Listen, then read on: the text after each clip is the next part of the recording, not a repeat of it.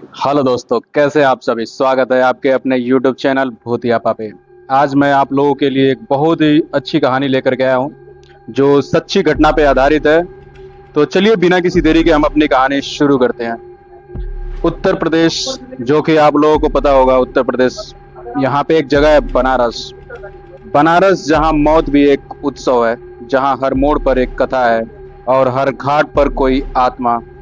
पर मैं आज आपको जो बताने जा रहा हूँ वो सिर्फ कहानी नहीं है, ये एक सच्ची घटना है। मणिकर्णिका घाट, जहाँ सिर्फ शरीर नहीं, आत्मा भी जलते हैं। कुछ आत्माएं लौटती भी हैं। तो चलिए, ऐसी ही एक कहानी है। तो बिना किसी देरी के हम अपनी कहानी शुरू करते हैं, जिसका नाम है मणिकर्णिका की कुआं। चलिए, ये कहानी 1982 की है, 1982, बनारस। मणिकर्णिका का कुआं। बनारस की सुबह जो होती हैं वो मंत्रों से सजती हैं और रातें रहस्यों से घिरी होती हैं। मणिकर्णिका घाट, जहाँ रोज दर्जनों चिताएं जलती हैं, वहाँ एक नियम सा बन गया है, रात ढलने के बाद कोई भी घाट पर नहीं रुकता। लेकिन हरिहर तिवारी एक अनुभवी पंडित थे, इस नियम को नहीं मानते थे। उनका दावा था कि वो मृत आत्माओं से बात कर सकते हैं। कई बार लोग कहते थे, तिवारी जी रात में घाट पर किसी से बातें करते हैं, पर वहां कोई नहीं होता। 1982 की बात है, सावन का महीना था।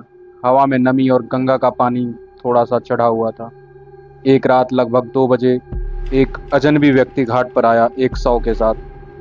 वो चुपचाप था, आंखों में कोई भावना नहीं। उसने हरिहर से कहा, ये मेरे मालिक थे, अंतिम संस्कार यहीं होना था, रात में ही।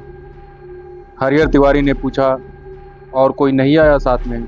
उसने बस गर्दन हिला दी कि कोई नहीं आया। हरिहर तिवारी को कुछ अजीब सा लगा, लेकिन संस्कार शुरू कर दिया। चिता सजा दी गई। जैसे ही शव को अग्नि देने का वक्त आया, शव की एक आंख खुल गई। हरिहर तिवारी चौंक गए, लेकिन अपने अनुभव के बल पर खुद को संभाल लिया। शायद मांसपेशियों की हलचल हो, उन्होंने मन को समझाया। आग लगाई गई, चिता चलने लगी। पर तभी वो हुआ जो आज तक बनारस में किसी ने नहीं देखा था। आग के बीचों बीच से एक चीख निकली, मानो कोई जिंदा इंसान अंदर जल रहा हो। फिर चिता से एक काली छाया उठी, लंबी, बिना चेहरा, धुएं में लिपटी हुई। छाया धीरे धीरे घाट के कोने की तरफ बढ़ी, जहां एक पुराना कुआं था। कुआं जो दशकों से बंद था और जिसके पास कोई नहीं जाता था। छाया उसमें समा गई और अगला ही पल बिल्कुल शांत हो गया। हरिहर तिवारी वहीं पे गिर पड़े, बेहोश हो गए। सुबह घाट पर लोगों ने देखा तो वो फटी आंखों और कांपते शरीर के साथ पड़े थे। जब होश आया, उन्होंने जो बताया वो सबके रोंगटे खड़े कर देने वाला था। उन्होंने कहा कि उस चिता में इंसान नहीं, कोई और था, और वो इस कुएं में है। लोगों ने कुएं को देखने की हिम्मत की और देखा, कुएं के आसपास राख की एक मोटी परत थी। किसी ने ध्यान दिया, वहां ताजा जली हुई लकड़ी की गंध आ रही थी। कुएं में झांक कर देखने की हिम्मत किसी ने नहीं की। बनारस के बुजुर्गों ने तब एक पुरानी कहानी बताई, 1857 की। 1857 के विद्रोह के दौरान एक राजघराने के राजा थे, जिनको अंग्रेजों ने जिंदा जला दिया था।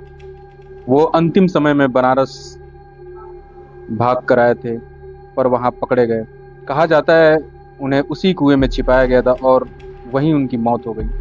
तब से वो आत्मा हर 100 साल में एक बार लौटती है, अपनी चिता खुद जलवाने, और जो उसे जलाता है वो फिर कभी चैन से नहीं जीता।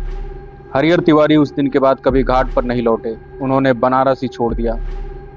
आज भी मणिकर्णिका घाट पर अगर कोई रात के तीसरे पहर खड़ा हो तो उसे कुएं के पास धुएं की एक रेखा दिखाई देती है। और कई लोग कहते हैं वो चीख अब भी आती है जब कोई अकेला होता है। 100 तो जलते हैं, पर कुछ आत्माएं नहीं जलती, वो लौटती हैं बार बार।